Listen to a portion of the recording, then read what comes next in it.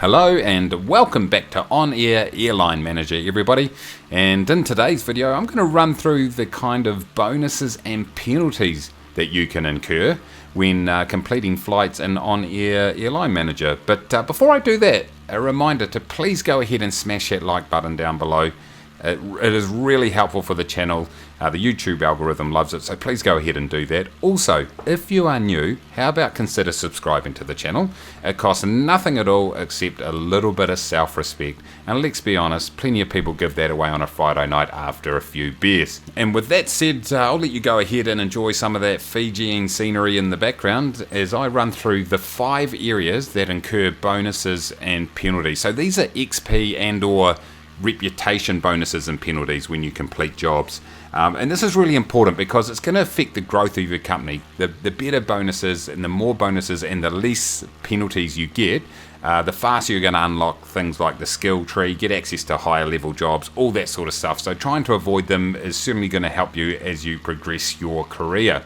Now, one thing I would say up front is that the development team of OnAir have said, look, we're constantly reviewing these, so depending on when you see this video, this is getting put out in September in 2020, when you look at this video, you might find there's been tweaks or changes, but as it stands right now, I'm going to run through them, and as I do it, I'm just going to pop them up on the screen so you can just see the different areas. So as we take a look at the first category right here, we've got a comfort bonus.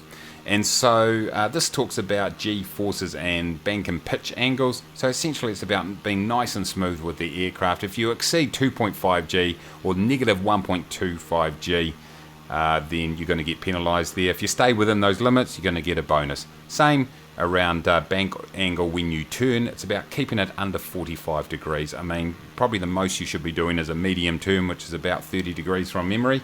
So you should be pretty much fine in that regard. Pitch exceeded by 45 degrees, that's the other one. I've found that sometimes with the sensitivity in the game at the moment, it can accidentally happen, so it's just something to really watch out for. But those are the 3 comfort bonuses / penalties that you might incur. The next one we're going to look at here is the safety bonus, and as you can see, there's a number of different elements here, 7 in fact.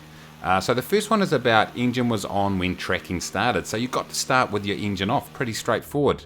Don't start the tracking, make sure the engine's off, then you can go ahead and continue the startup procedure. The next one is a pretty straightforward one. 250 knots limit was exceeded under flight level 100. So 10,000 feet, so a pretty standard sort of regulation. You've got to make sure you stay under 250 knots indicated.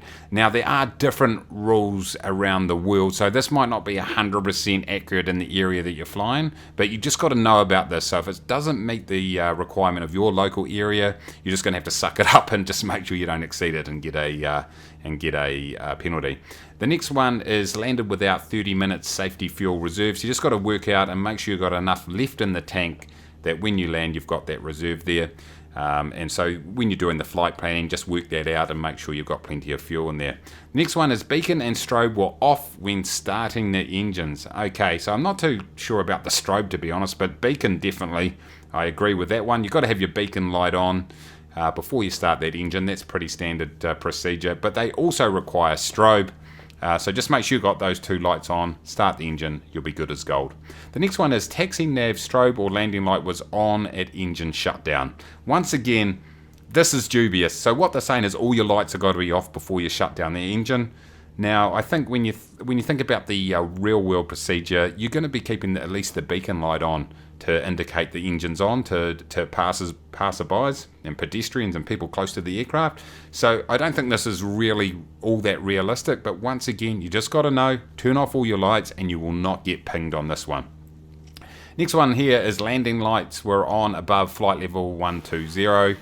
Now, once again, the way I was taught was it's above 10,000 feet above ground level. So if you're taking off from quite a high airport, then this could affect it. But then again, you just got to know, turn your light off before flight level 120 and you will be all good.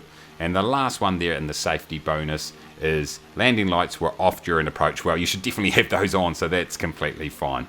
So that's a good one there. So the next one here is handling bonus. So this is about just flying the aircraft correctly and keeping it balanced. Aircraft stall. well, that you shouldn't be stalling the aircraft. That is not good. But it does talk about the fact that you can stall it under 25 feet for flaring. And so you'll quite often get that stall warning, in those lighter aircraft, particularly as you're flaring off just above the runway and you stall onto it. In fact, that can be quite a good thing to do. So that doesn't count under 25 feet. But if you're up in the air, no stalling. Aircraft overspeed, so that's just exceeding the limits of the aircraft. You can't do that. Airborne or landing without flaps. Well, you can do a flapless landing, but this is saying you've got to have your flaps extended when you land. Flap speed limit exceeded. Once again, stay within the aircraft limitations. Same with gear speed. Make sure that it's retracted before you go past that. The next one is a hard landing, so more than 700 feet per minute vertical speed at touchdown. So there's a little bit of room for error right there. If you're hitting there above 750, that's gonna hurt you. One thing here they don't have is takeoff with flaps set. So this is definitely one that's in the game at the moment. You've got to have flaps on, at least one notch of flaps when you take off. Once again, not ultra realistic, because obviously in a Cessna or on a long runway you do not need flaps, but in this game you've got to have at least one notch of flaps. So just remember that. The next one here is IMC landing bonus. So if you're landing in IMC conditions, then you're going to get a nice little bonus. And I got this one myself the other night. So this is where visibility is less than 1,600 meters and cloud base is under 1,000 feet above ground level. So there's a nice little bonus there. I mean, if you're using live weather, I should say, it's a bit of a lucky dip. But if you're obviously doing an instrument approach there and landing, so take advantage of that if you can. And the last one is, once again, night landing bonus. So if you land at night, you get a nice little bonus. It's a little bit harder, that's what they're saying, so you get a bonus.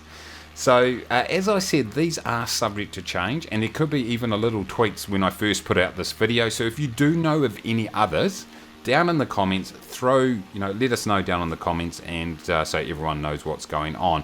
But the key here is, even if this isn't 100% in line with your real world experience or what happens in your local area or country, you just got to make sure you adhere to these, and that way you're not going to get pinged with penalties, and you'll earn the bonus, and that's going to allow you to progress a lot faster throughout throughout all the skill tree, and get your company pumping a lot faster.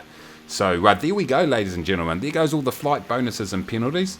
If you have any comments, throw them in down below, like I said.